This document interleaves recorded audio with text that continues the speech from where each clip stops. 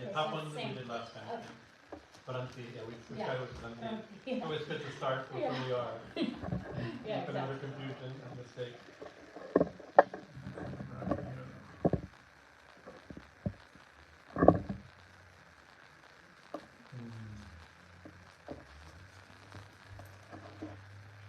We did śatru-mardinī.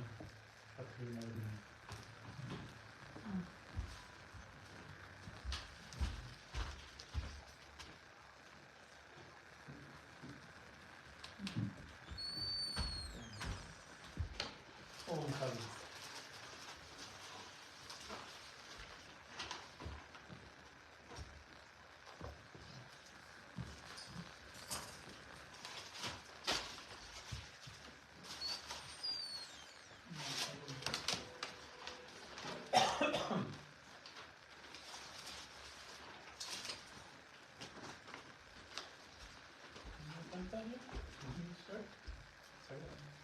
Yes, sir. It's not around. Yep. Is it working? Yes. This is the one.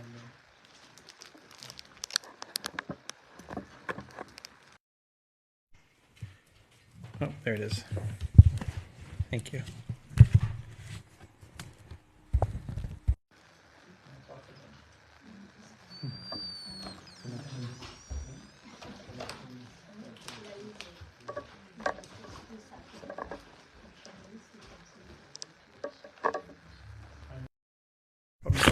Oh, again. Just a bad connection. I think we may need a new update our.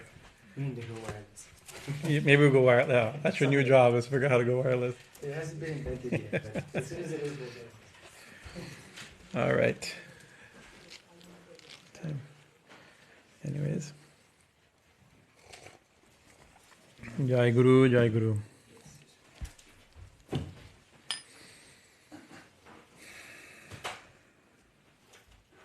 Om Mangalam Gurudevaya Devi Matrikcha Mangalam Mangalam Bhakta Brindebhyo Sarvalokaya Mangalam Om Stapakaya Chadharmasya Sarvadharma Sarūpiṇī Avatar Varishta Ramakrishnayate Namaha Om Jananim Sharadam Devim Ramakrishnam Jagatgurum Parapadmetayo Stritva Pranamami Muhur Muhur Om Guru Brahma Guru Vishnu Guru Deva Maheshwara Guru Reva Param Brahman Tasmai Shri Gurave Namaha Om Sarashiva Samarambam Shankaracharya Madhyamam Ashmarachara Prayantam Vande Gurum Param Param Om Bhadrakalya Namo Nityam Saraswatye Namo Namaha Vera Viranga Vedanta Vijjastana Evacha Sri Ganesha Sharada Guru Bhyo Namaha Hari Om Jai Ma, Jai Ma. We're continuing our discussions, our classes, our contemplations on the Kali Sahasranāma, the 1,000 names of Goddess Kali. There are many Sahasranāmas, and there are thousands of thousands. There are thousands of thousand-named hymns. I sometimes think of Sahasranāmas as 1,000 names of the one who is known by innumerable names. Right? She has unlimited names. So this Kali Sahasranāma is not as well known. Of course, Lita Sahasranāma very well known, Vishnu Sahasranāma very well known, Shiva Sahasranāma very well known. And so there's several Kali Sahasranāmas. This one is my favorite of the Kali Sahasranāma. There's one, I think it's interesting, that's every name starts with Ka. So they can come with 1,000 names with Ka. Ka is a very important sound, obviously. Actually, one of her names is she who is known by this letter Ka. So we talked about that one in the past. So the last few weeks we did a few. We're on sloka number 52 and 53, 52 and 53. I think I've misnumbered them, didn't I? They were 32. Yeah. I did that again. I think the same mistake got done last week never got fixed. But I think we're on verse 52. And that means name, starting at name 67, which we did last week, the bhrāntir-bhavānī, rudrāṇī. So for the sake of hearing the mantras and speaking the mantras, not just talking about them, we can chant them together. We can do that every half verse. You can please repeat after me. bhrāntir-bhavānī, rudrāṇī, bhrāntir-bhavānī, rudrāṇī, mṛḍānī, śatru-mardinī, mṛḍānī, śatru-mardinī, upendrāṇī, mahendrāṇī, upendrāṇī, mahendrāṇī, jyotsnā candra-svarūpiṇī, jyotsnā candra-svarūpiṇī, bhrāntir-bhavānī rudrāṇī, mṛḍānī śatru-mardinī, upendrāṇī, mahendrāṇī, jyotsnā candra-svarūpiṇī, bhrāntir-bhavānī rudrāṇī, mṛḍānī śatru-mardinī, upendrāṇī, mahendrāṇī, jyotsnā candra-svarūpiṇī.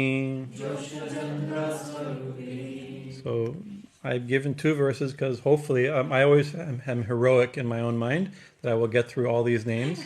So I've included the names. I usually never get to the next verse. So if we get to the next verse, we'll chant the next verse. But they're coupled very nicely.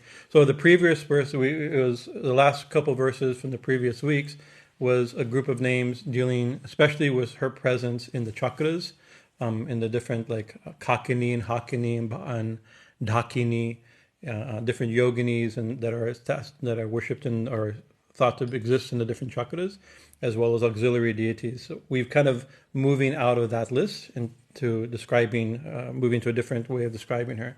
So last week we did bhrāntir-bhavānī. Bhranti means confusion. Bhranti means mistake. So we spent a lot. Ya Devi sarva bhuteshu bhranti-rūpeṇa samsita. So we talked the idea that she is a mistake. She is, when we make a mistake, when we misunderstand something, right? And there's a big mistake here, not just little mistakes that we commit with misunderstandings amongst with ourselves, but this is like an ontological mistake. Is why do we see? Well, we could think, why do we see something when there's nothing, right? Or why do we see many things when there's one thing, right? So it's very mysterious, right? We see a world of name and form, of multiplicity. In one sense, because she's showing herself as multiplicity, but there's only one and one alone, right? There's only one being, right? So that's the big, a certain sense of a mistake that she purposely causes. So we talked about this last, like by showing herself as a world of name and form, right? And so by her grace, this is avidya-maya, by her grace, and when Thakur says, Sri Ramakrishna said, if you worship her, then she removed this delusion. And let us see things for what they really are. So Vijamaya. So anyways, the point is that if we're in illusion, she's the illusion also. She's the illusion itself that allows the multiplicity, and she's the one that causes illusion also. Right? In the Gita, there's a verse, and maybe I hope I don't mess it up. It's been a while since I thought of it, but it's something like that Krishna says, I am the cause of remembrance and forgetfulness. Right, so if we remember God, thank God. Literally, you can thank God because it's by God's grace you remember anything, right? And you forget God. I don't know if we can thank God, or maybe we can blame God. Maybe that's not the right attitude either, right? But we should see where the agency is. That is by His arrangement or her arrangement that we forget to remember. So when we remember, we should rejoice in remembering, and when we forget, that can also be a cause of remembrance. When we see her in forgetfulness, then we're remembering her, right? There's a secret of all this, right? Anyways, I don't want to give that last week's class again. Bhavānī, we talked about that, and I connected this term, the Bhranti was Bhavānī. Bhavānī is a beautiful name. There's a lot of these coupled names about the divine couple. There's a couples names and coupled names, Bhava and Bhavānī, right? Rudra and rudrāṇī. So there's a lot of these names would be like it. So Bhavānī is the consort of Bhava. Bhava is a name for Shiva. We talked a lot about what Bhava meant, right? And but also part of Bhava is the underlying. Etymologically, it's the underlying reality, right? Bhava is the underlying. Right? She is the Shakti of that underlying reality. Another way of saying that if that underlying reality is Brahman, is consciousness, is Shiva, right? Bhavānī is that underlying consciousness manifestation as the world, right? So connected with this Bhranti. That's how we described it a little bit last week, right? And then we had rudrāṇī, Bhavānī, the consort of Rudra, or the Shakti of Rudra. Now we have rudrāṇī, the consort of Rudra, another name for Shiva, or the Shakti of Shiva, maybe not consort at all. right? And we talked a little bit about who Rudra was. Rudra is now considered to be a form of Shiva. There's ancient Vedic hymns that we use to worship Shiva, right? And we're assuming that Shiva and Rudra are the same. There seems to be the one we worship, the one that used to be worshipped is Rudra. And there was people worship Rudra, people worship Shiva. Now we see Rudra and Shiva as two aspects of one supreme being, right? So Rudra is we talked a lot about. I don't want to overdo.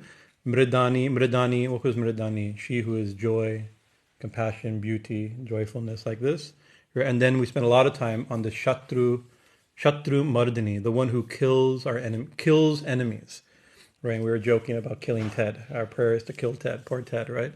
So we talked about who is the enemy. What does it mean to be an enemy? The internal enemy, external enemy. It's very profound, I think, to contemplate. When we say the killer of enemies, what does it mean to be an enemy? Even if we take entirely symbolic as lust, anger, greed, jealousy, something like that. Even are those really enemies? I mean, maybe it's even problematic to think of them, to think of aspects of ourselves in such inimical, literally inimical terms. Or maybe we should. Maybe not doing that has led to us being bound, so we talked about that, who our real enemy is. So we'll pick up from there. Upendrāṇī. Let me find my notes, match them up here. Upendrāṇī. So one translation of upendrāṇī, as not my translation, she who is the highest energy of the ruler of the pure. Now there's reasons for this translation. It's not it's not wrong. It's just it's a conceptual translation. The idea of of the highest thing in Indran, Indra means controller, so or ruler, the highest energy of the ruler. But actually Upendra has a very specific, there's a more common, we don't have to get so abstract, right? Upendra means brother of Indra, right? That's the literal meaning, right? So Upendra is the brother of Lord Indra, right? So we have to think there's stories of who the brother of Lord Indra is, right? And that is Vishnu. Vishnu, one of Vishnu or Krishna's names is Upendra, right? Because he took what's the avatar? He took the avatar of Vamana, right? So he took the avatar, we in our several years ago, several years ago, we read from the Srimad Bhagavatam the Vamana story, right? And in that story, Vamana's mother is Arati. Arati, the demons had gotten the upper hand and were winning. There's always a fight between the sons of Diti and the sons of Arati. Diti's sons are the demons, Arati's sons are the devas, right? And they're constantly fighting. Sometimes the devas have the upper hand, sometimes the demons have the upper hand. I've noticed this in my own life. Sometimes, sometime in the same before my morning coffee, it goes back and forth. I don't know who's going to win that day, right? But in the heavenly world, the story goes that, and so sometimes at one point the demons have the upper hands. There's a long, like all Puranic story, there's a long backstory which I won't have time to tell. But the point is that King Bali had got the upper hand. He was the ruler of the world, and he had done a 1,000 Rajasuya sacrifices that allowed him to become so powerful that there is no need for God, right? And so that was a very uncomfortable situation. So Aditi was praying that my sons, the devas, are losing, and the sons of Aditi, my competitive wife, are winning. Right, and so she prayed that she did a fast, a 12-day fast, where she drank nothing but milk for 12 days, and chanted Om Namo Narayana, Om Namo Narayana, Om Namo Narayana. No, Om Namo Bhagavate Vasudevaya, a 12-lettered mantra, for 12 days, drinking milk, in order to get a boon from Lord Vishnu. And her boon was that her sons would win. In other words, she wants śatru-mardinī, may the demons die and I win. So she's saying that and so Vishnu appeared and says, what's the boon? He says, well, I know what your boon is. Your boon is what you want. And he worded it in the Bhagavatam. It's so powerful. That's why and the idea of enemy is such an uncomfortable word for me, right? She says, What you want is not that your sons win. You want that that Diti cries with the death of her children. To want the other side to lose is to want their mothers to cry at their death. Very powerful idea of what it means to be an enemy, to have an enemy. What it means to win in that conception, right?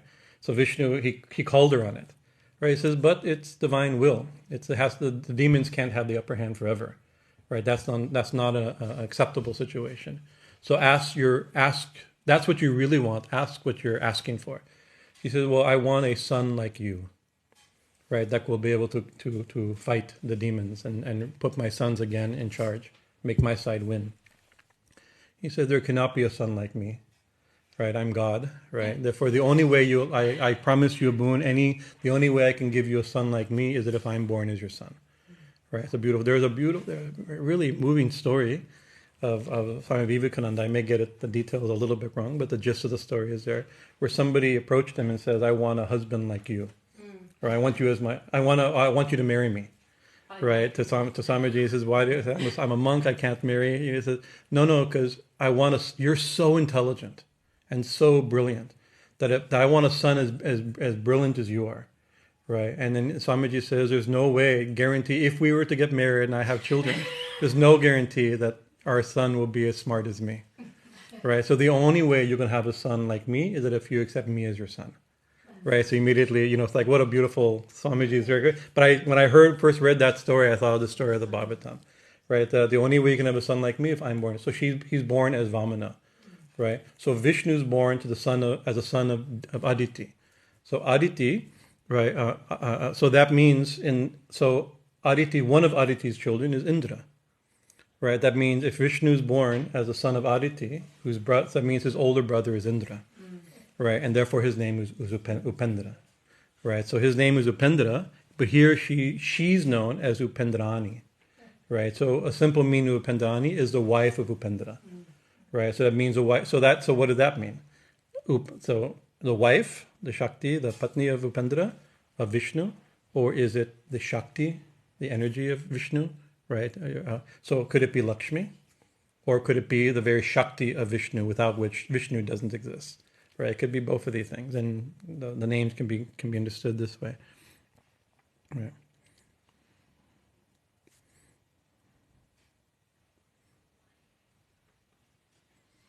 Upa Indra means younger, auxiliary younger to Indra. Right. So this could be saying that Kali, if upendrāṇī means a wife of Indra, that means that Kali is the wife of if upendrāṇī means the wife of Vishnu, that means that Kali is the wife of Vishnu. And if the wife of Vishnu is Lakshmi, that's saying that Kali is Lakshmi. And so that sets the idea of a major presupposition of this text is the Mahadevi idea, that there's one goddess. All gods and goddesses, all goddesses at least, are aspects of the great mother, the great goddess. Right? There's an historical moment when that really developed, this idea of the all goddesses being aspect of the great goddess. And according to our sectarian leanings, our goddess is usually the main goddess. To all the other gods and goddesses are aspects of. So Kali Sahasranāma is definitely in that trend. So it could be saying that actually Lakshmi is a form of Kali, right? That's a very good accurate way to think of this name, right? So and the previous verses, there's 2 verses back, we had these named Padma, Padmalaya, Padma Vibhushana, Padmamukhi, right? These are you don't have them in your list, but there's 3 verses back, right? So the Padma is a name for Lakshmi. Padmalaya, she who dwells in, also a name for Lakshmi, right? So these names. And we talked to that because that means that Kali is Lakshmi, or it means Kali also sits on a lotus. Kali has a lotus-like face. Kali and also so both ways can be understood. So the same way here. So it's both she is. If upendrāṇī means a wife of Vishnu, she's the wife of Vishnu. If upendrāṇī means the Shakti of Vishnu, right, without which he cannot stir, he cannot move, right? Then Kali is the Shakti is the Shakti of Vishnu, right? But a lot of these names will have the Indra idea. These are lords. So what's the next name? Upendrāṇī, mahendrāṇī. Upendrāṇī, mahendrāṇī. So Maha Indra. So Indrani, Mahendrāṇī could mean just like Upendrāṇī, the wife of Mahendra, who I think who Mahendra is, or the Shakti of Mahendra. So who's Mahendra? Mahendra is a name for it's Indra, the great Indra, right? So that's the name of the deity, the king of heaven, the primary son of Aditi, right? So she's Indra, he's Indra's Shakti or Indra's wife. Indra's brother, Vishnu, he's Vishnu's Shakti or Vishnu's wife. She's Indra's Shakti. So she's showing herself as all these things, right? Mahendra. So that's the theme. Bhava-bhavānī, Rudra, rudrāṇī, upendrāṇī, mahendrāṇī. Right, in the next verse that will kind of continue is rudra-patnī and things like that in the next verse, right? But then there is a little bit of a shift, right? Jyotsnā. I like the word jyotsnā. We have a dear friend who family used to be here, Jyotsnā, and she now lives in. I think they moved back. We've lost many families. India has called so many of our families back. Jyotsnā, they moved back to Tirupati. Yeah, so, anyways, it's a wonderful family. But what does Jyotsnā mean? Jyotsnā means like shining like the moon, right? It's a name for the moon, right? It's a name for the moon, but it's a name for like moonlight more than the moon. Right? Of course, you can't think of moon without moonlight, right? But I mean, we're having a dramatic display of the moon's power on Monday, right? But we'll having some fun with it with the moon tomorrow in a couple of days. So shining like the moon or moonlight, and in the Shiva Purana, Jyotsnā, the masculine form of Jyotsnā, is an epithet for Shiva. So Shiva is Jyotsnā.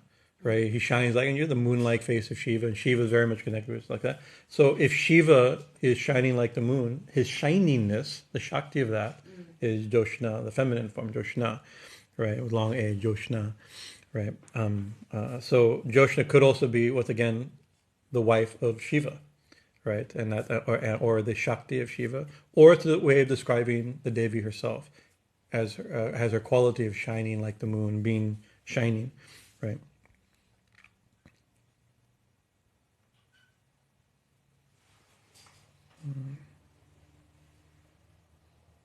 So Jyotsnā also means light in general, right? She is the light of consciousness. So but the moon in poetics also is not just light. It's very it's soft light. It's cooling light.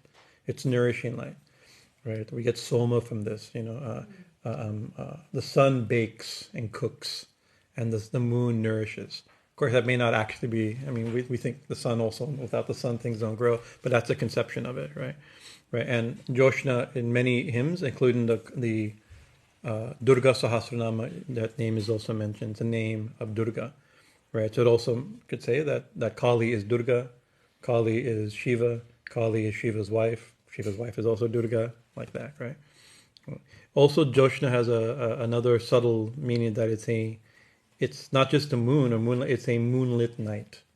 So I like this idea, So what does it mean to say that Ma is a moonlit night, right? Or Ma is shining like the moon, right? So in the past, we talked ways of understanding these names. Some of them are describing her, like she is, like I give the example, she's angry or beautiful, right? But that's a way of thinking when she's an object, but she's ultimately not actually an object. She's a subject. She's only one being, right? So she's anger and she's beauty, right? So she's shining. She shines. When we think of her as an object, she shines. but she's also shiningness. She's the thing itself, right?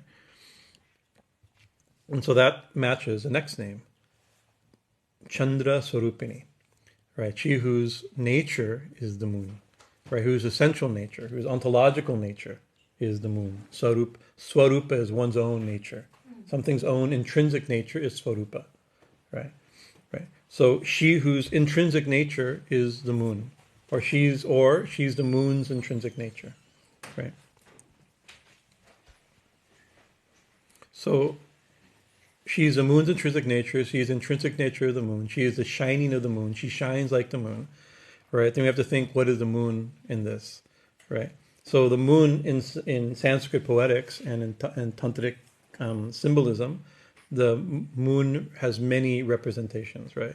The moon Chandra represents the mind, right? So if she's Candra-svarūpiṇī, if she's the mind, she's the very nature of the mind, consciousness. The Chandra also refers to devotion. Chandra means auspiciousness. Chandra means emotion. You see the moon's attached, at least poetically, in romantic emotion. It's love and romance, right? Right. Also, the moon is a symbol of time and the eternal and the temporal, the changing and the unchanging. Because we see, I mean, today is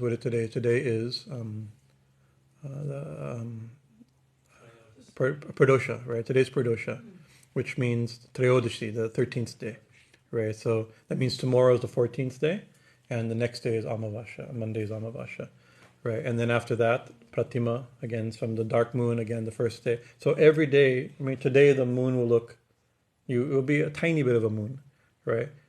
By tomorrow night, you probably won't see the moon, right? The next day, you won't see the moon. Right, and until the second day, you really won't see it by the naked eye. Generally, in Dvitiya, you get to see the moon again. Right, so the moon is a great symbol of change, right? And many ancient cultures, including ours, when our cultures were ancient, told time by the clicking, the constant change of the moon, the waxing and the waning of the moon. Right, so it's a great symbol of time and of change. Right, but the moon also doesn't change. Right, so the moon, we see it as changing, but the moon's always the same. The change is from our perspective, right? So that's one way the Shastras give us this example, that just like the moon we see is constantly changing, it's a symbol of change itself. Actually, it's not changing; it's only our perspective. Similarly, we see change, right? But there is something that's unchanging, right? It's not that we superimpose change on the changeless. We experience change, but actually when you're experiencing the changing of the moon, you're experiencing the changeless moon, right? It's a peculiar mystery of it, right? Right.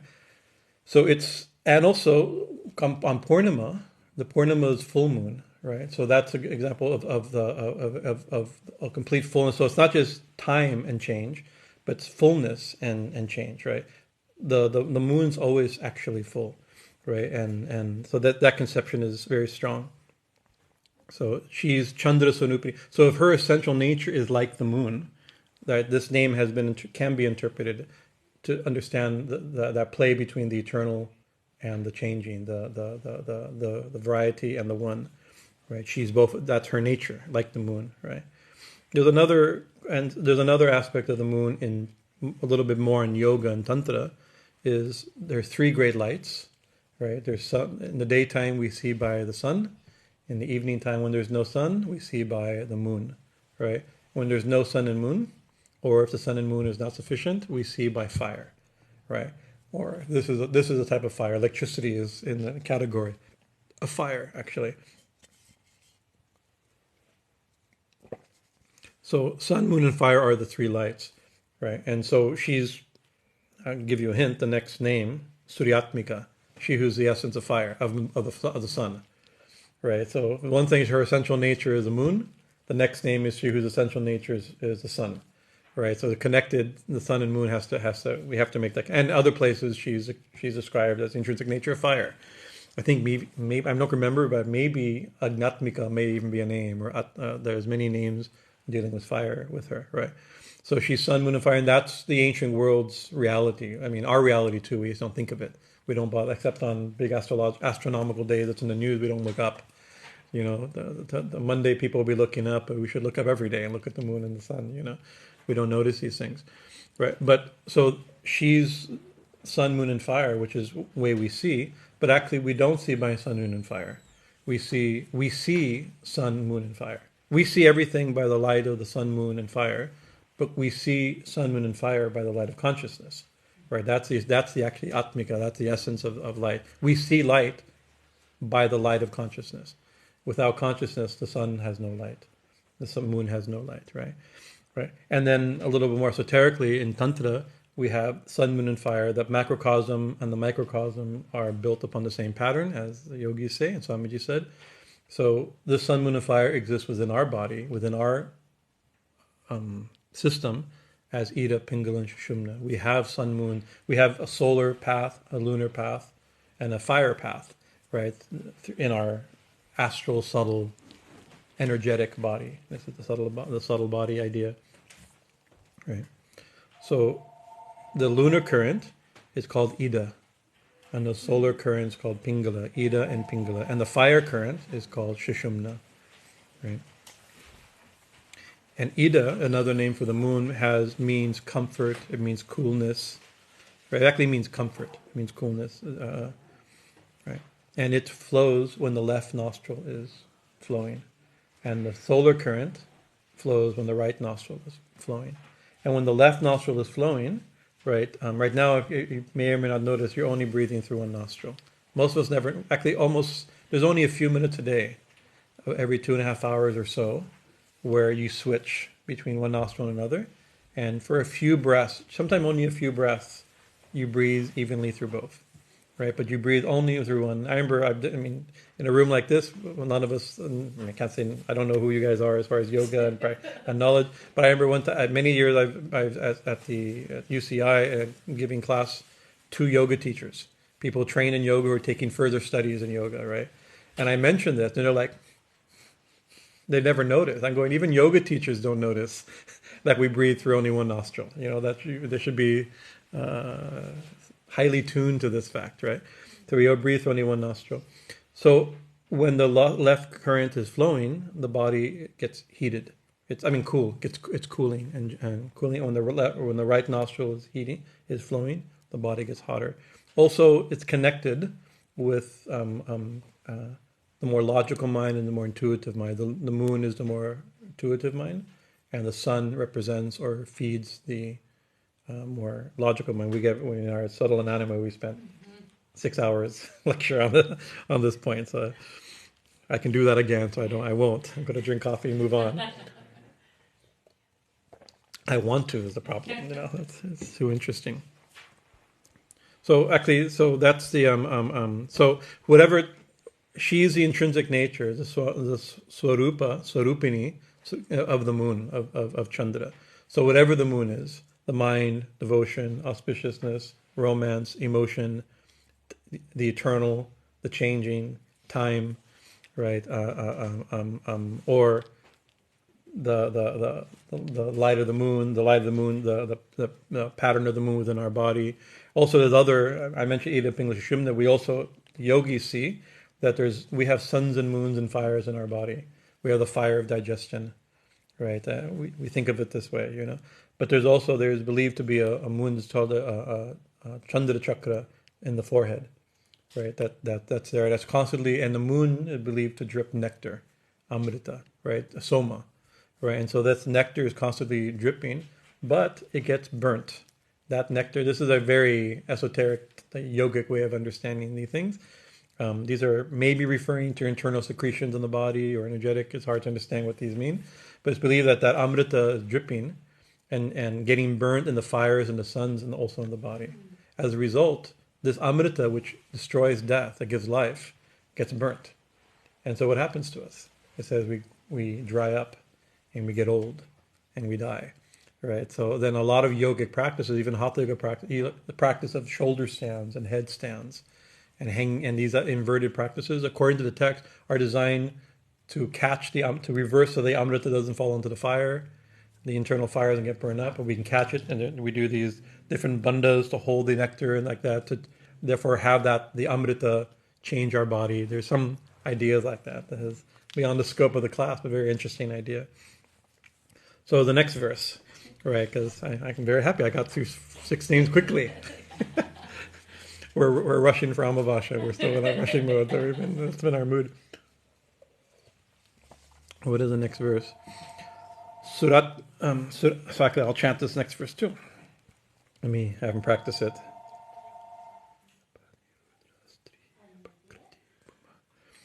We can chant this together, verse by verse like that. Sūryātmikā rudra-patnī, Śatru-mardinī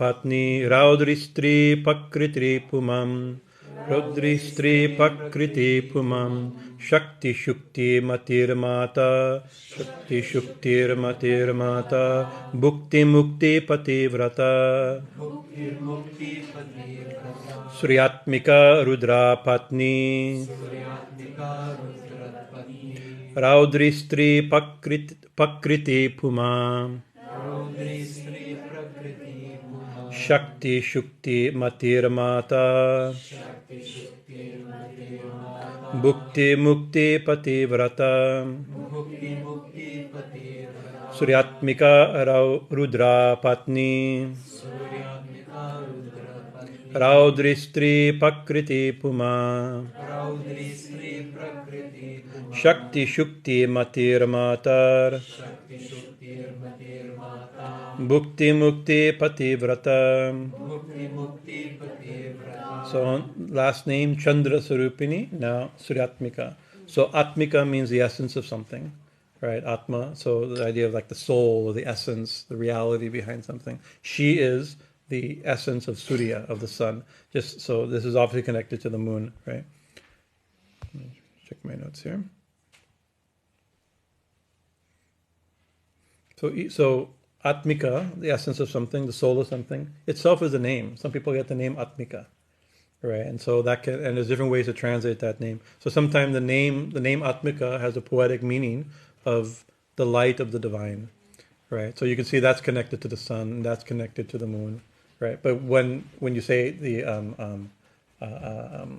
Surya, which is means light of the sun, it really emphasizes spiritual light, right? Atmika also means pertaining to the Atman, pertaining to the self, pertaining to God, right? So that's another way of saying spiritual, the spiritual, right? Pertaining to the self, pertaining to God. So Atmika is so Suryātmika, the essence of the sun, is the spiritual nature of the sun. The sun as spiritual, the sun as the son of the self. His Holiness Swami Chidananda Saraswati, great disciple of Swami Shivananda, he very often when he would speak, he talked about the sun a lot. And he said the sun which represents, right? The sun itself, the sun is something. Without the sun, we die, right? There's a verse by Shankaracharya. It says, the gods and goddesses nobody's seen, right? The sun we've seen, and the earth we've seen, right? So the sun is my father, and the earth is my mother. The other gods, maybe, maybe not, right? We have faith, but we have no experience. Sun and moon, sun and earth, we know that's a mother and father, right?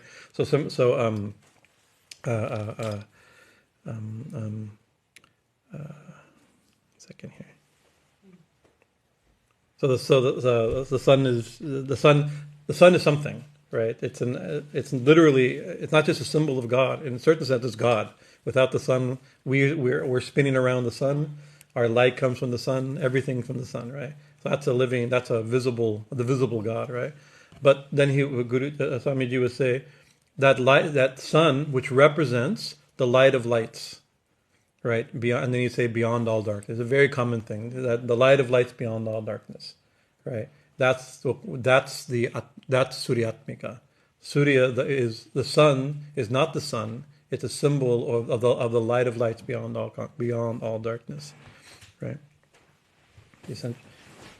And then if Chandra is the Ida, in the sun and moon in our body, Pingala is Surya.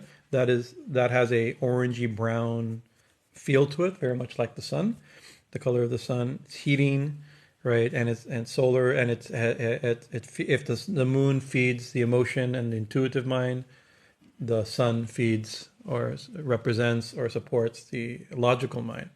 And you can see that also makes a certain sense. You do business in the daytime, right? When you're, in the clear light of the sun, right? And even our calendar, our business calendar is a solar calendar, right? But our sacred calendar is a lunar calendar, right? And it's very hard to do business on a lunar calendar, right? It definitely has to be there by the third day of the waxing moon of the month of Chaitra. It's very hard to arrange things like this, right?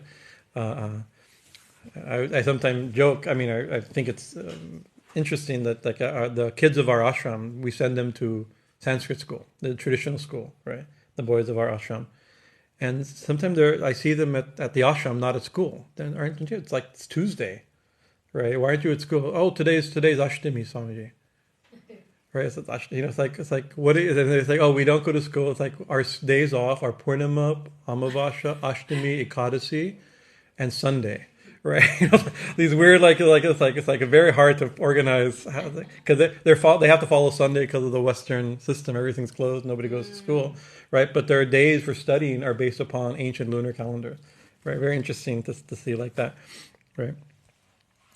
But the sun and moon, back to the sun and moon, right? Is of Ida and Pingala, logical and intuitive, right? There's that's also in the Indian system and Indian poetics, and it has a connection to feminine and masculine. Of course, these are, in a certain sense, culturally arrived at ideas also, right? But this is the culture. In this culture, these is attributed feminine. So the sun and moon, she's the essence. If we think of sun and moon as the feminine qualities and masculine qualities, I'm saying that because the next names will say she's feminine qualities. And then she's masculine qualities. So I'm not making this up. That's where these verses, the names are going, right? Right. If it's that, she's the essence of it. She's the essence of feminine qualities and essence of masculine qualities. But also, if she's the essence of two different things, she's the essence that doesn't change. That feminine and masculine qualities are changing. She's the unchanging. In these qualities always change. She's nirguna and guna. So there's some ideas are also there, right? So what's the name? Sūryātmikā, then rudra-patnī. So we had rudrāṇī in the previous verse, right? She who is a name, the wife of Rudra. Now here, or the śaktiḥ of Rudra. Now she's clearly being defined as the wife of Rudra, rudra-patnī. So if Rudra is Shiva, she's the wife of Shiva. That's a name for Parvati. If you want, if Shiva is if Rudra is a fierce form of Shiva, we may need an equally fierce form. So that could be Durga or Kali. Kali is a fierce form of Parvati, you could say, right? So that's that name.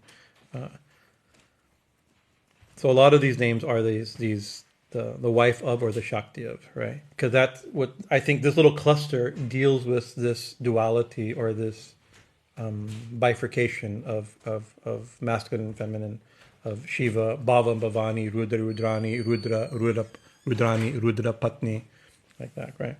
So then the next name, raudrī.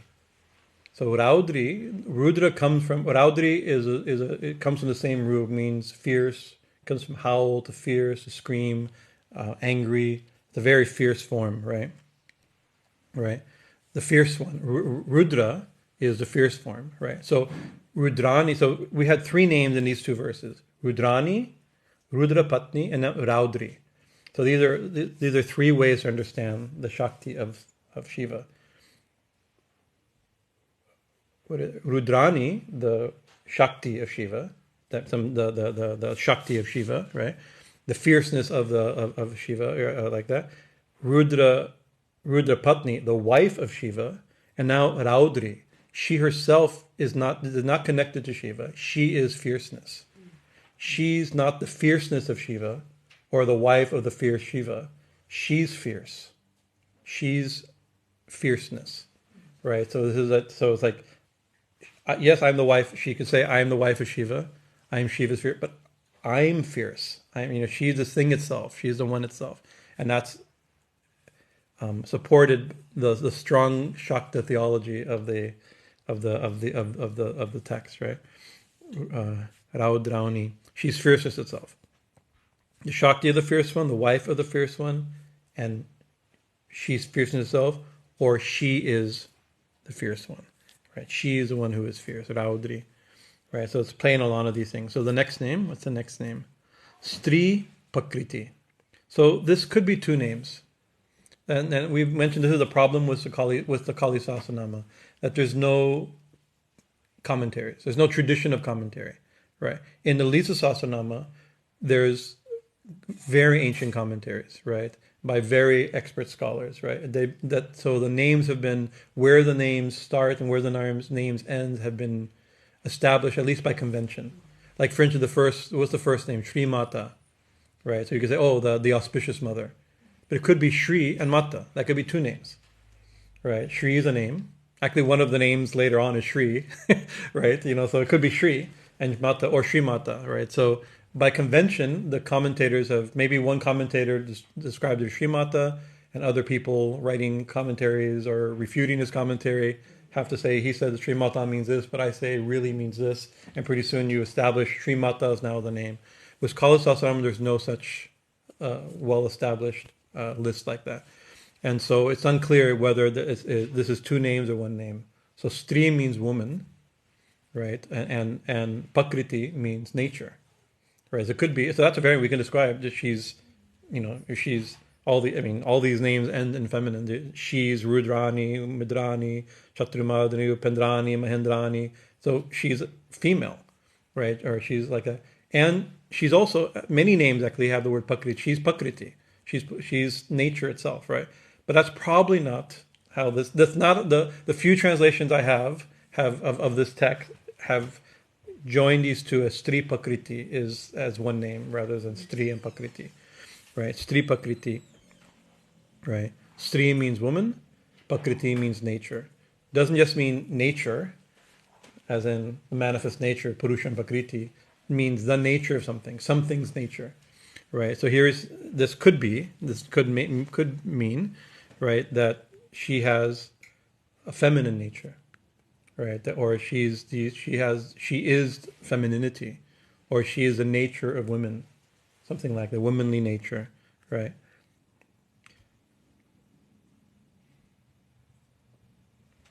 And so all these names have this both play of duality and of unity, right? She's rudra-patnī and she's raudrī. She's the wife or shakti of the fierce one, but she's the fierce one. There's only one, but that one seemingly appears in this world of seeming duality, of Shiva Shakti like this. That's kind of the play of the thing.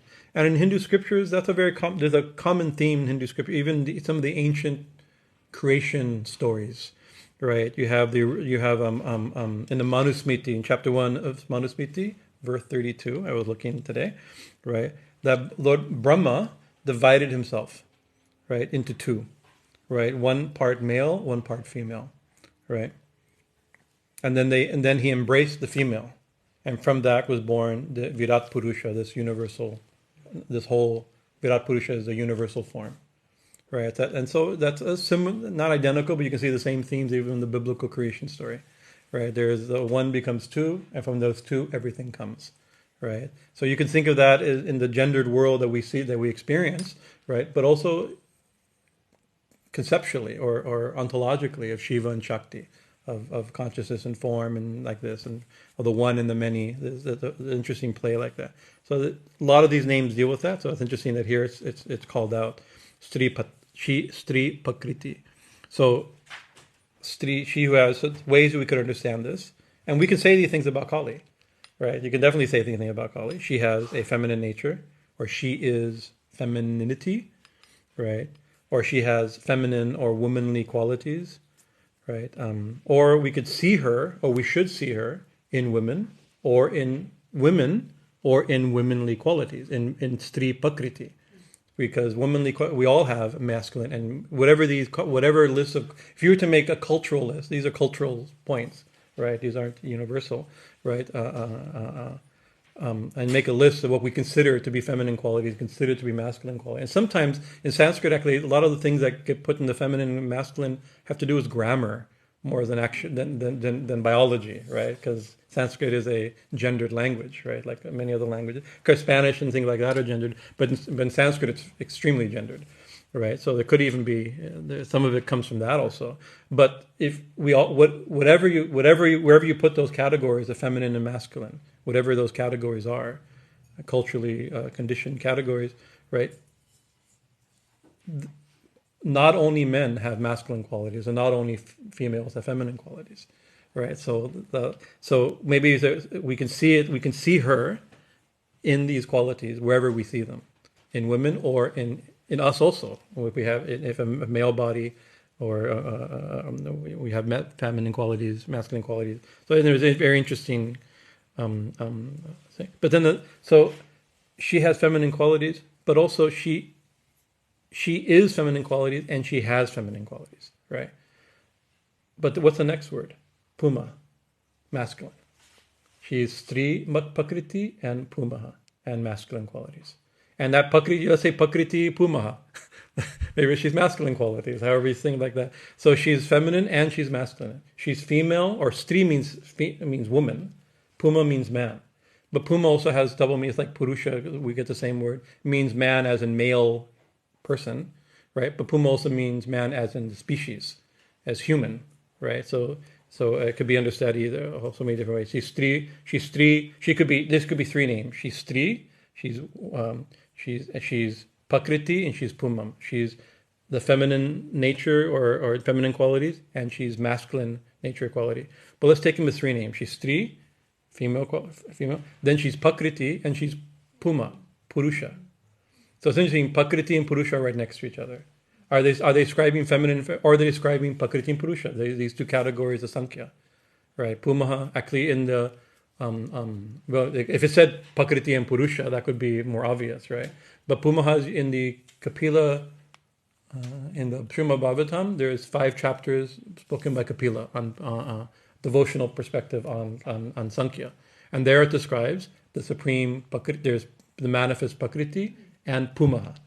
It doesn't use the word purusha. Some places it uses purusha, but actually uses puma as purusha, as not male, not as person, but as purusha prakriti, the conscious entity and manifest nature.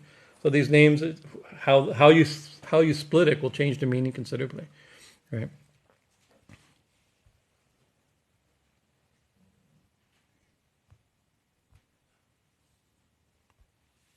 There's and because this text is coming out of the tantric tradition, it's assuming to call it a tantric, a Shakta text for sure, but it's a Shakta text. I mean, any list of the Divine Mother's names could be seen as Shaktism, but this list of names is also a tantric text, and we know that because so many of the things are dealing with Kaulamarg Tantra, Vamamarg Tantra, Dakshinamarg Tantra. There's things specifically in these names that are coming out of these tantric traditions.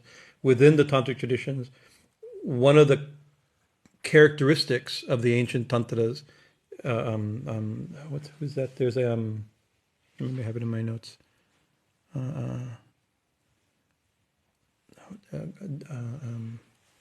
have the quote, but not the name. White. David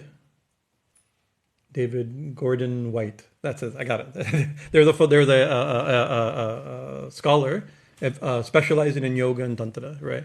And in one of his books, he mentions the 7 or 8 characteristics of tantra, right? And not all tantric traditions have all these family resemblance idea, right? Not all of them, but in it, he describes one of them as bipolar. And of course, we are not bipolar as a psychological condition, right? But his idea that everything is seen as male and female, something like that, right?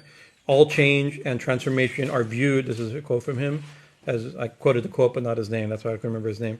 Viewed as many instances of an interpenetration of male and female principles. For instance, Shiva and Shakti, or Shiva and its manifestations, like that, right? and metaphysical categories, animals, plants, minerals, and all beings presents gendered markings. Right. Of course, this is now we have new ways of conceptualizing this. So some of these ideas are being challenged, but that's our modern time, not the writings of the tantra. The tantras are assuming an ontological bifurcation like this. The one that becomes two, that becomes everything, but one that is two, that is everything. One seed, if you take a seed from which a plant comes, that seed actually has two parts. Right, so the one has two parts that split and create, right? So pumān. So male, man, masculine, purusha, right? So she has a feminine nature, she has a masculine nature. She is femininity, she is masculinity. So we should see her in all these qualities. Right, that's the point of perhaps these names. What time is it? It's 6:30. So I want to jump because now we have really good śaktiḥ, śatru-mardinī, bhuktir-muktiḥ. These are great names. Yeah. Śaktiḥ, bhuktir-muktiḥ, enjoyment and liberation. She gets. I mean, the thing is, the point of these names. If you think of it, there's many categories of name. One of them is nothing's left out. Right, she's masculine, she's female. Then there's names she's neither masculine or female, and she's a union of masculine and female. Right, she's time, she's timelessness, she's that which is beyond time. She's every category. Right, so these are. I love this little section. Is one of my favorite. We were in the recent times, the last few months, in a group of names that were really like technically difficult. Right, but these are like exciting. You know, it's like there's nothing left out. She's mother. She's energy. She's happiness. She's satisfaction. Right. She's enjoyment. She's the absence of enjoyment. So we'll talk about that. So I think because it is actually 6:30, I usually go about 15 minutes late. I won't do that. So are there any questions or comments? Since we actually have a minute or two. Yes. Thank you. I didn't see. Can you talk? It might be funny, but can you talk about her gentleness? Her gentleness. Yeah, she's gentle. Well, we think of Kali, we don't really think of gentleness, right? But actually, we do that because we don't read the Kali Sahasranāma. We only look at internet art, right? And internet comments. People think, "Oh, Kali's heavy and fierce and she rips me apart," and it's true. Kali, that those aspects of, can't say that her aspect, those aspects of life are accentuated with Kali for sure. What does Swami Bhajanananda said? He who loves the form of death, to him the mother comes. He's like really heavy type of thing. So she's fierce. We think she's raudrī, she's fierce, right? But she's also strī prakṛiḥ, right? She's also gentle. If you put fierceness. It's like there's a trouble with that. Oh, if gentleness is a feminine quality, is fierceness a masculine quality? Right? I've never met any more fierce than my mom and my aunt, my grandmother. They were very gentle and very fierce. She's everything, right? So she's moonlight, right? She's nurturing. She's nurturing and she's nurture. Right, so she's every quality that we have is her, right? And so we can see that in anything that's gentle, you can see her. But also when you approach her, she's gentle too, right? You can approach. So Krishna says in the Gita, is whatever way you approach me, I respond. Right? I like this verse. Of me, it solves 90% of religious confusion in me. And so if you want a child, so Thakur said, the safest way to approach, especially a fierce goddess like the Kali, is that of like a child. You approach like a child to its mother. Even the fierce Kali, even my fierce grandmother, Miho, come here. Son, my boy, come here. I approached her as a loving, slightly scared grandson, and she responded to me as a loving grandmother. Right, she wasn't like that to everybody, So you approach however you approach. So if you approach, Krishna, you can approach Krishna as a friend. He becomes your friend. the gopis approached him as lovers, right? Some approached him as wives and husbands, right? And demons approached him as enemy, and then he's a great enemy, right? Nobody fights better than him. You'll definitely lose. Right? If you make, it's like if you want to fight God, then she'll fight. If you want to love God, she'll love back. If you need, so whoever you approach. I have a Guru Bhai, Swami Govindananda, lives in Benares, and he knows a lot of sadhus, right? A lot of babas and sadhus, right? And went to me and said he knows a lot of tantrics, and Benares is a town of sadhus and babas and tantrics, right? And went to me and says like, he talking about Komalakanta and Ambikananda and Ananda now. He's met as he meets the devotees from Kali Mandir. He says, you guys are not like the rest of them, right? Because the ones they're like crazy and dark, because sometimes he meet like the Gauri Babas and things like that, and dressed in black and with skulls and something like that. It's like that they worship Kali too, right? He says like, in fact, never thought it because I don't know any Babas like that, right? All the Babas I know are like Ambikananda and Komalakanta, because we're, as children of Sri Ramakrishna, we approach this way, right? Sri Ramakrishna never described, Kali was fierce. He had experiences like that where, but he's like, my divine mother, right? And then he prayed. People would see him pray, not only gentle but intimate. That's another. You can be impersonal and gentle, right? That's Sri Ramakrishna. Kali was extremely personal and extremely intimate, right? There's a scene. I'll end with this story. It's in the Srimad Darshan. The book is called in Bengali. In English, it's called M, the Apostle and the Evangelist, right? What M did to Sri Ramakrishna, writing notes. One of M's disciple named Swami Jyotsnā did to M. So we have 16 volumes of his conversations with M. Really incredible.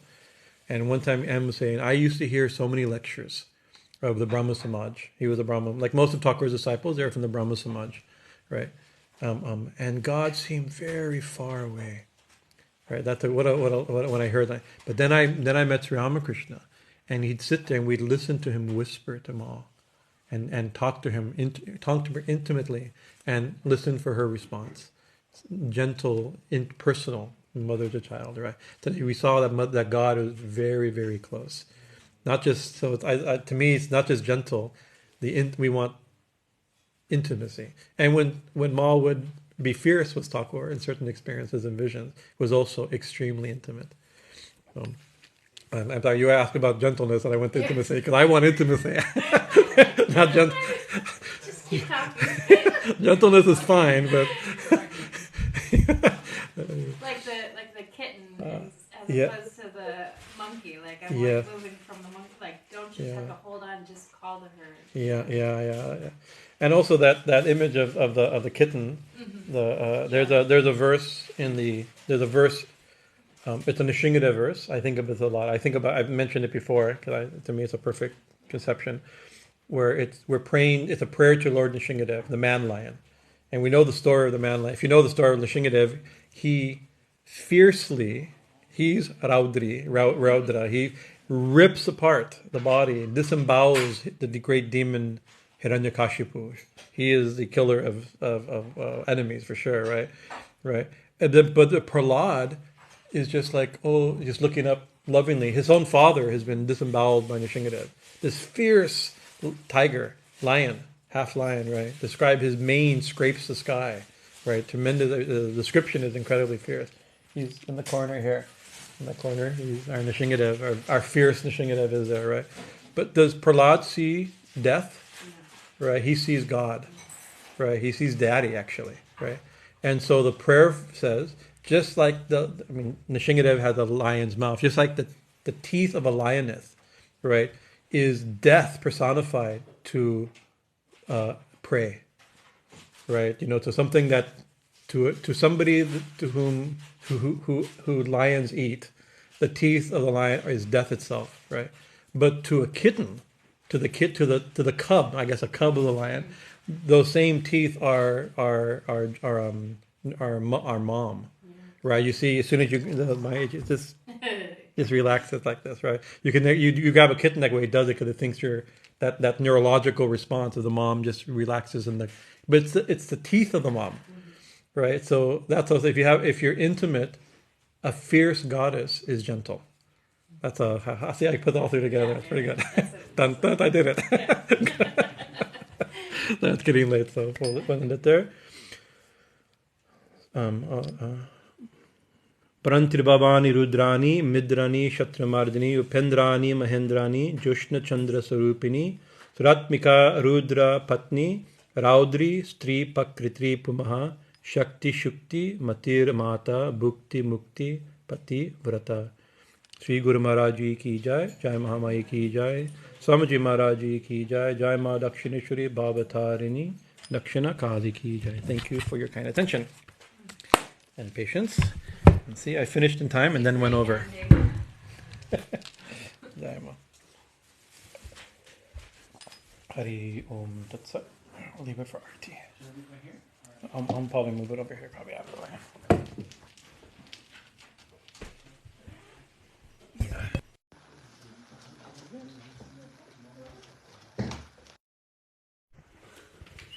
Exactly where you are. Yeah. Okay. You can be our camera woman here. Okay.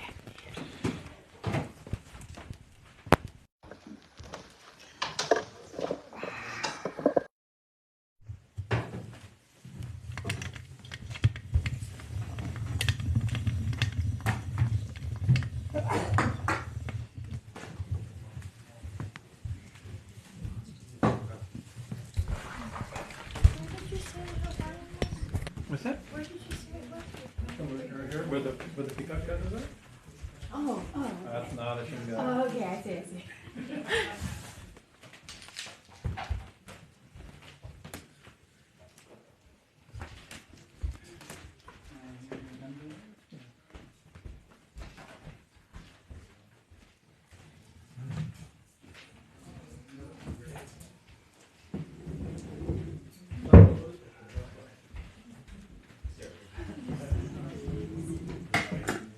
Okay, three. So this is for mom, and that's just to be blessed for the Bharat Natma. Yeah.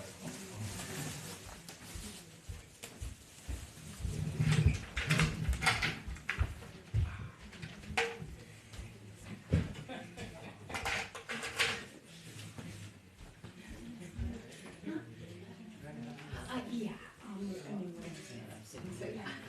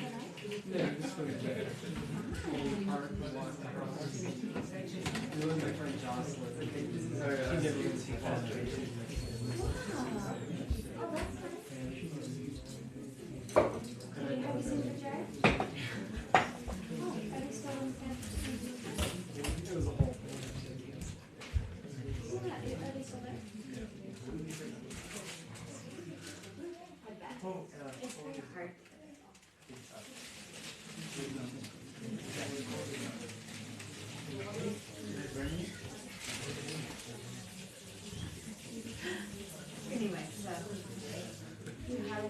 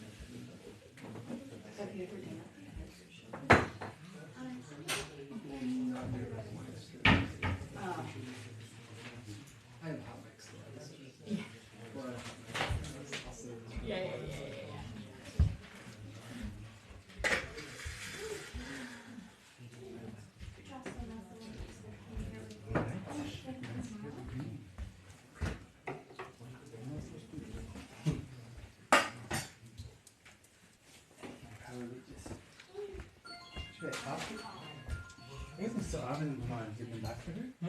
After doing arati and cut them in.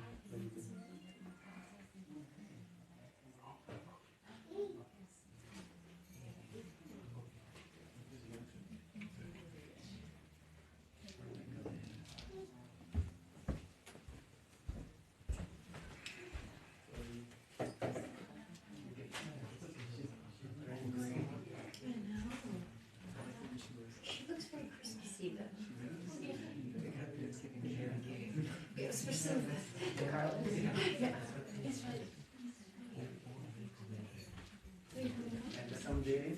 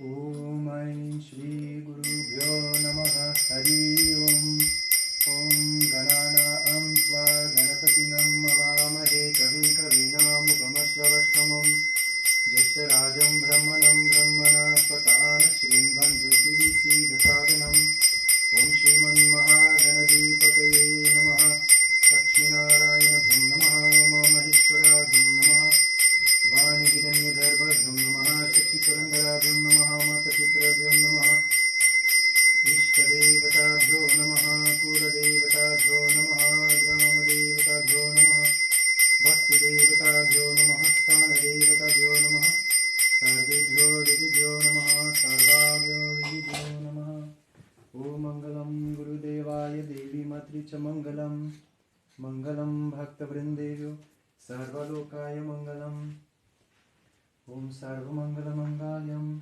Varenyam Varadam Shubham Narayanam Namaskritya Sarvakarmani Kālī.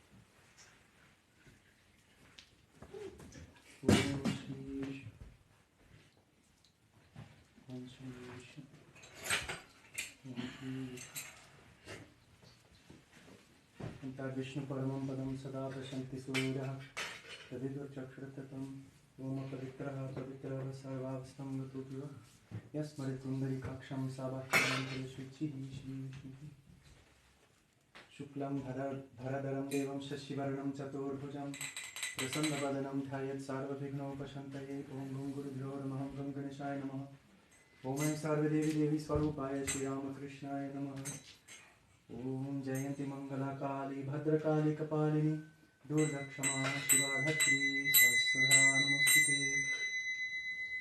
Yetapadyam Shri Madakshmi Kalikai Devi Namah Joy Ma Joya Joya Ma Joy Ma Joya Joya Ma Joya Ma Joy Ma Joya Joya Ma Joya Ma Joy Ma Joya Joya Ma Joy Ma Joya Joya Ma Joy Ma Joya Joya Ma Joy Ma Joya Joya Ma Joy Ma Joya Joya Ma Jaya Ma Jaya Ma Jaya Jaya Ma Jaya Ma Jaya Ma Jaya Jaya Ma Jaya Ma Jaya Jaya Ma Jaya Ma Jaya Jaya Ma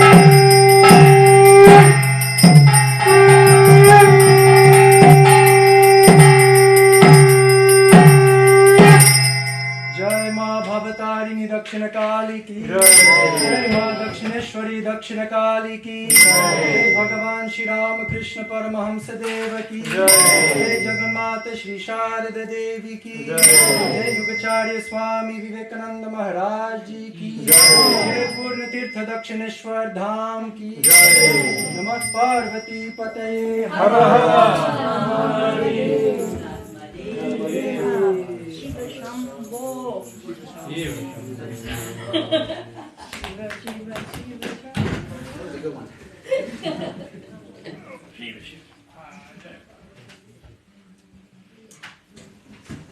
You're on. Yeah. Yeah. Let's go that.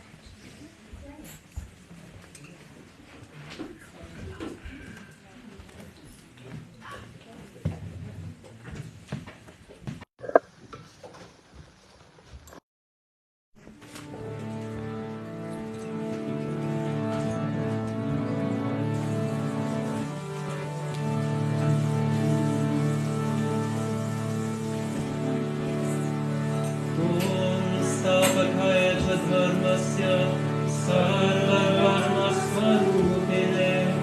अवतारवरिष्ठाय रामकृष्णाय ते नमः। ॐ जननीं शारदां देवीं रामकृष्णं जगद्गुरुं पादपद्मे तयोः श्रीत्वा प्रणमामि।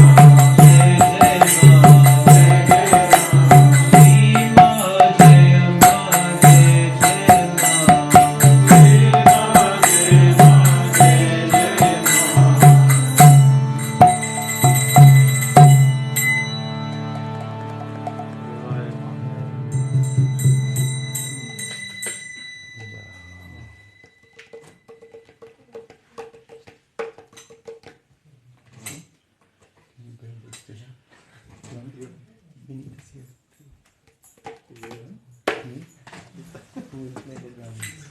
Ambika will play drums. Okay, he will play cymbals.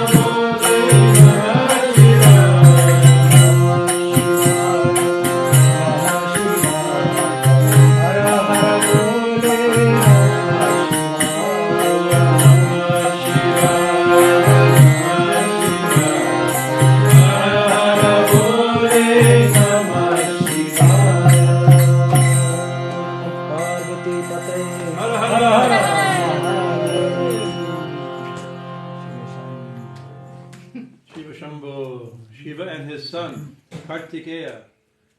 The back row there. Oh. Subramanya. Bolo.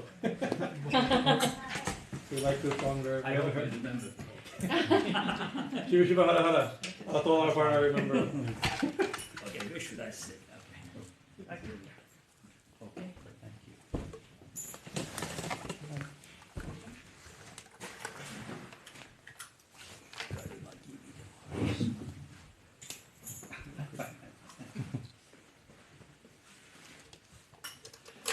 Subramanyam, Subramanyam, Shanmuganatha, Subramanyam, Subramanyam, Subramanyam, Shanmuganatha, Subramanyam, Subramanyam, Subramanyam, Shanmuganatha, Subramanyam, Subramanyam, Shanmuganatha, Hara Hara Hara Hara, Subramanyam, Shiva Shiva Shiva Shiva, Subramanyam, Hara Hara Hara Hara, Subramanyam, Shiva Shiva Shiva Shiva, Subramanyam.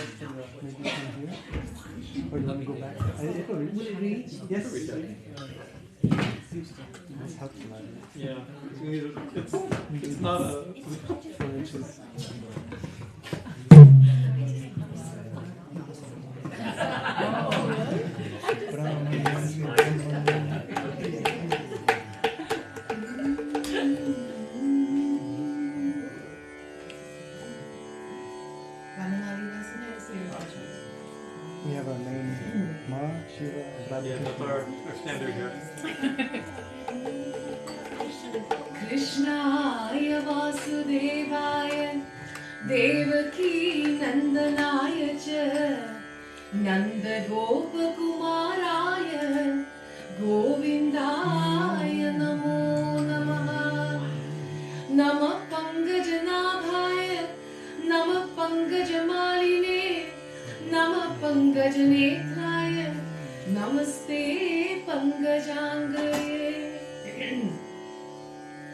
Vanamali Vasudeva Jaganmohana Radha Ramana Vanamali Vasudeva Jaganmohana Radha Ramana Vanamali Vasudeva Jaganmohana Radha Ramana Vanamali Vasudeva Jaganmohana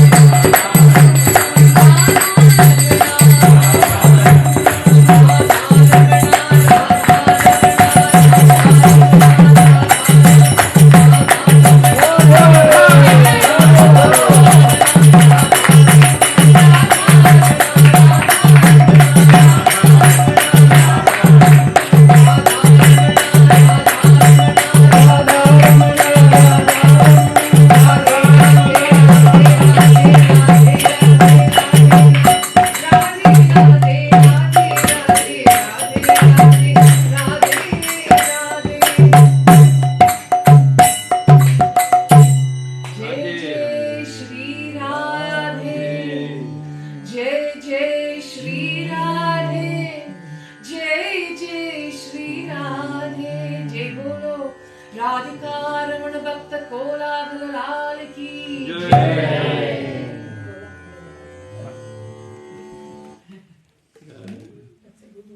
Yeah.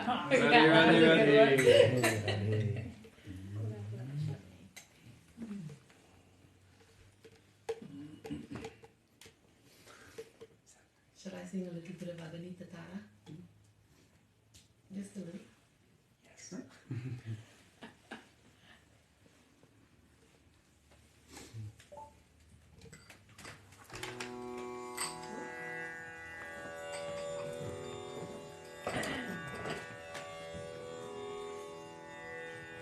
हेमन्ते प्रथमे मासी नंद व्रज कुमारिकाः चेरुर्हविष्यं भुञ्जानां कार्त्यायन्यर्चन व्रतं कार्त्यायिनी महामाये महायोगिन्यतीश्वरी नन्दगोपसुतं देवी पति मे कुरुते नमः भवतापं विनाशिन्य आनंद घनमूर्तये कृष्ण भक्ति प्रदायिन्यै पादस्तुभ्यं नमो नमः अगणित तारा गणங்களின் நடுவே ஆதி பராசக்தி ஆடுகின்றாள் சகல சராச்சரத்தும் தங்கச் சிலம்போலிக்க சகல சராச்சரத்தும் தங்கச் சிலம்போலிக்க ஜகதீஸ்வரி அவள் ஆடுகின்றாள் ஜகதீஸ்வரி அவள் ஆடுகின்றாள் அகணித தாராகணங்களின் நடுவே ஆதி பராசக்தி ஆடுகின்றாள் அயனென